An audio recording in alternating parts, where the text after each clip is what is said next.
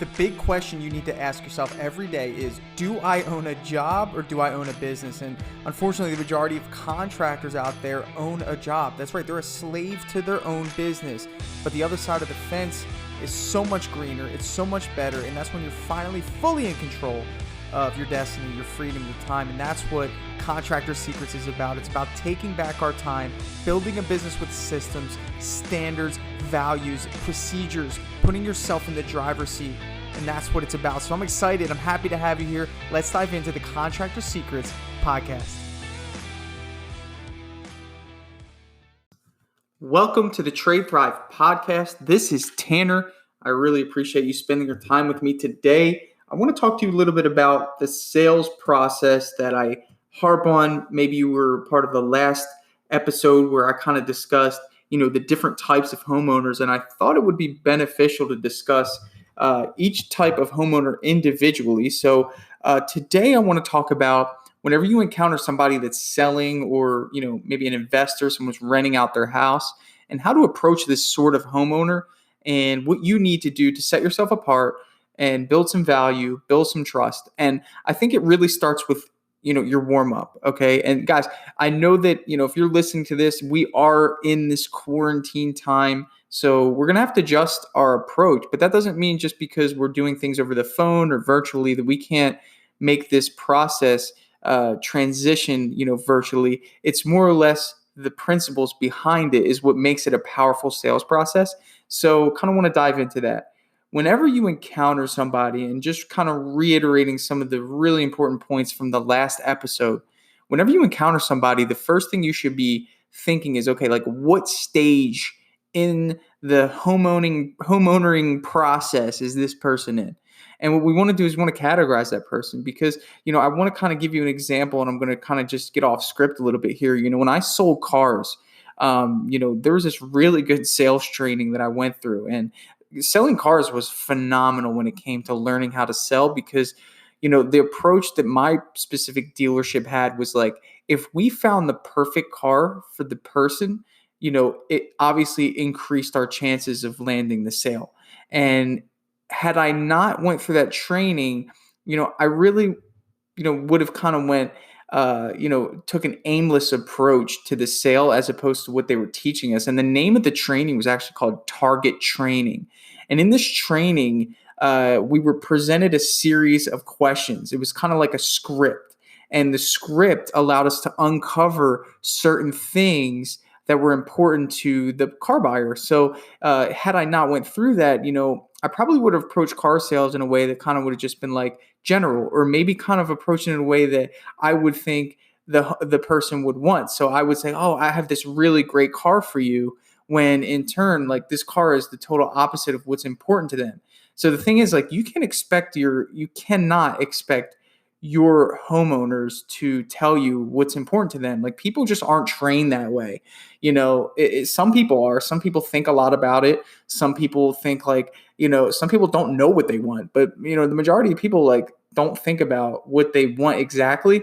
So it's your job as a professional to dig and kind of see what it is that they truly want, and then put yourself in a position to present to them the exact thing that they want. So back to car sales, if I had somebody come into the dealership after this training, one of the first questions we would ask is like, okay, so like, what is like the feature that you love most in the vehicle that you have now? Like, and they would say, oh, well, actually, I really love the fact that it has Bluetooth for music, and so that would just literally eliminate any vehicle that did not have Bluetooth for music. So if I had 300 cars on the lot, I wouldn't even consider, the 150 that did not have Bluetooth. So then it was like, well, in your next car, like, what is it that you would prefer as an upgrade to what you currently have now? Is there a feature that maybe you don't have currently that you would like?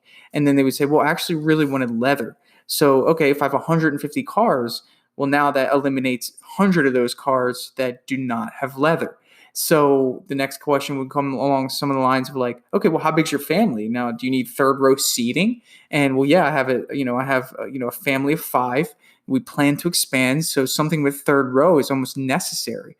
And this person would then, I would then narrow down the search from the 50 cars that I have left to the 10 that are third row seating. And then you'd say like, okay, well, what color do you like? Do you have a preference in color? And then I'd narrow down the perfect vehicle for them. So when it came time for us to do the test drive, we're on the same page. They're not driving a vehicle that doesn't fit them.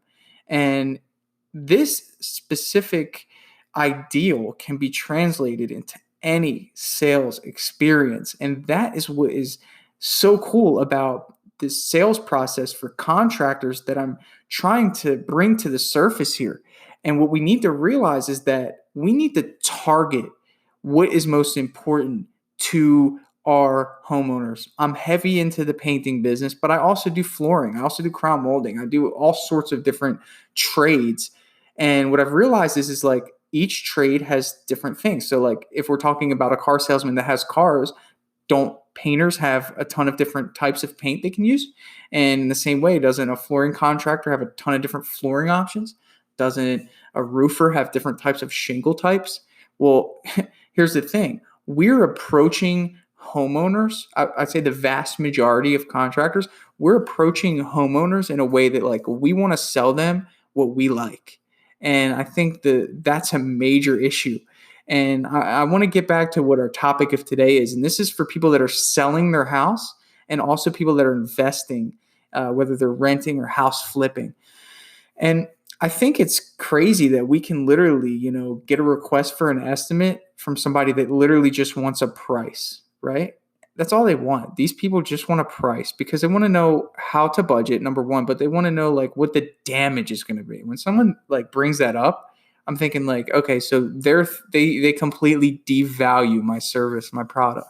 And what I need to do is I need to build value. And a lot of people write off people that are like investors or renters or house flippers and be like, yeah, they're not my customer.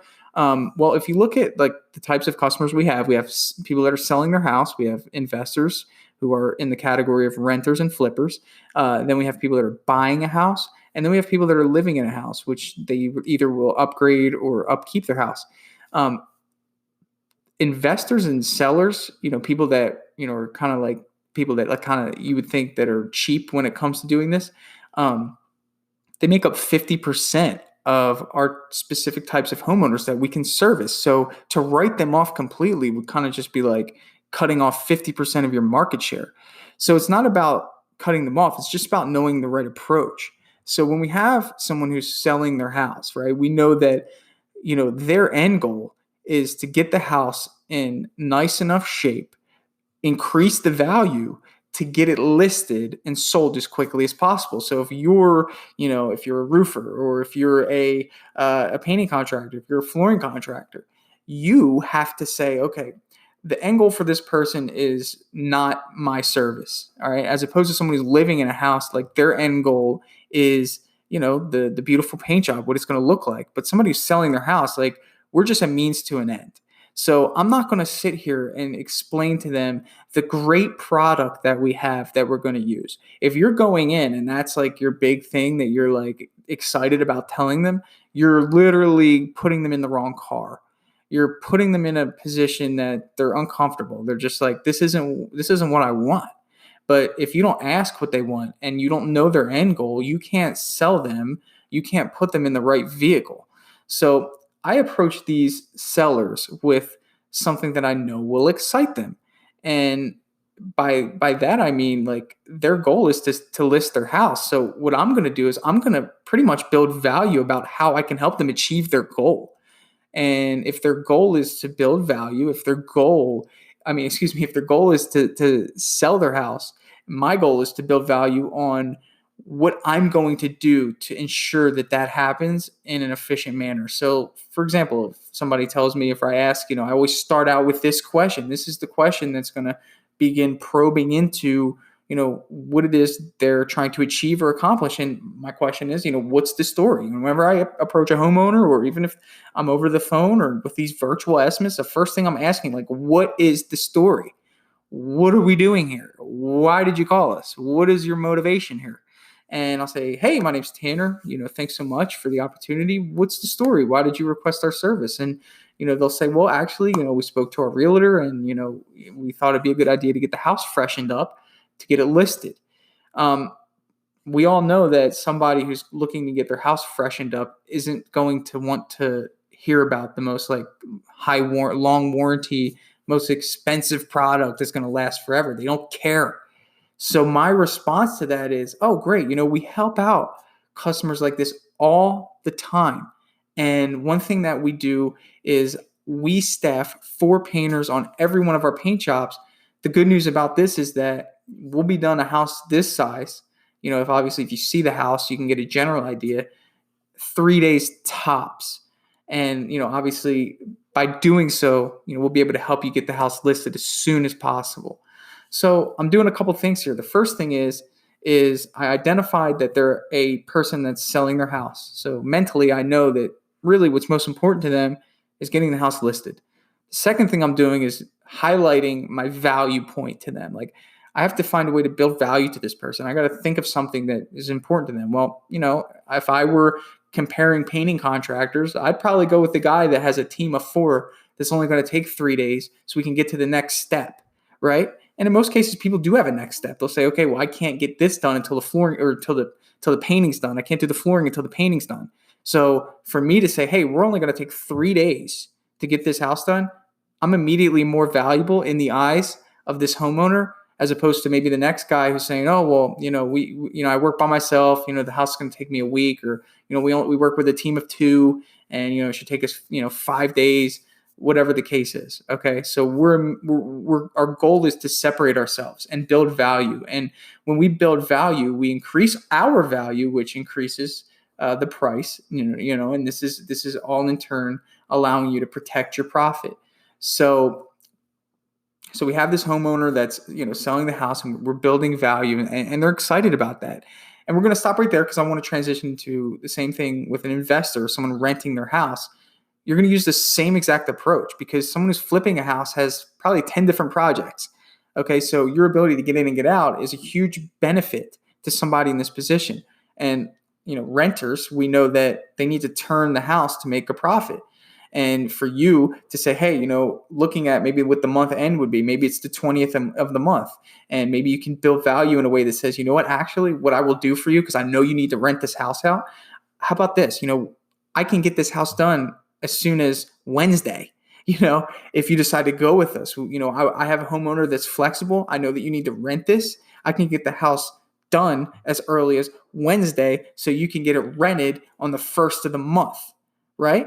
That's more valuable than somebody who approaches it like, okay, well, I'm going to get back to you with an estimate, and really just does an estimating process. So what we're doing is we're building value based off of the specific customer's desires, their motivation, what's important to them. And if you're a professional in this business, you can identify why people want your service. Like, there's really only so many reasons why people want your service, and you should have value, I would say downloaded into your mind about what it is that you're going to bring up based off of those specific, requests. And that's what we're going to do in these upcoming podcasts is I'm going to explain each category to you. So again, going back to, what our topic is today, that's people that are selling their house. That's people that are renting the house, flipping the house.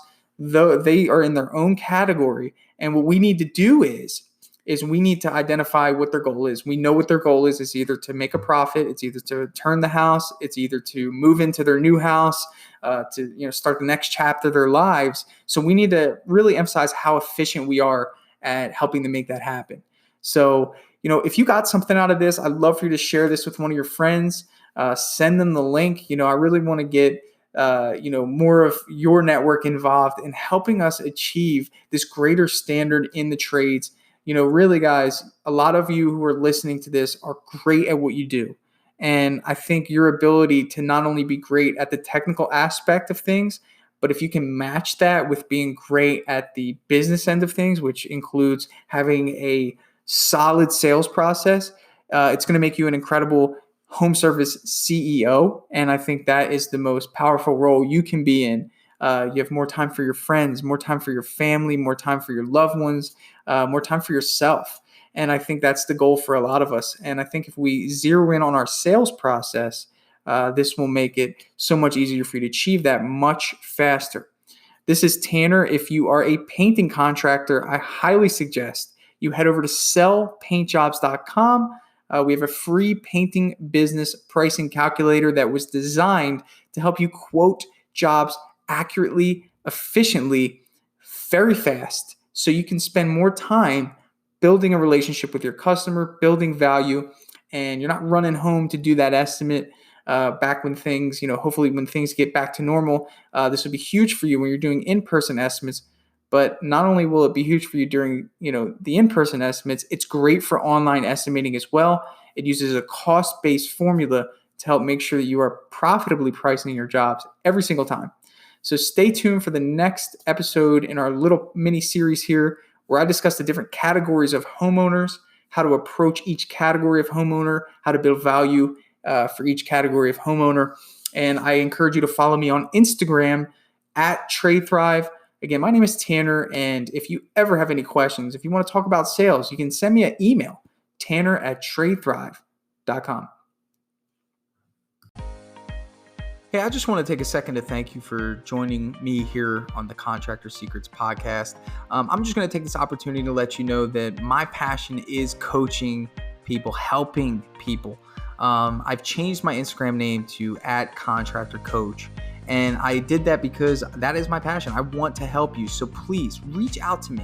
If you have an issue going on in your business, send me an email, find me on Instagram, message me, and let's do a breakthrough session. I want to work through your problems in your business to help you get to that next level. And one thing that I always say is this, the difference between those that get over the humps and the hurdles in business is just a change in perspective. And that's what I plan to offer you. So get with me, message me, allow me to help you take your business to the next level.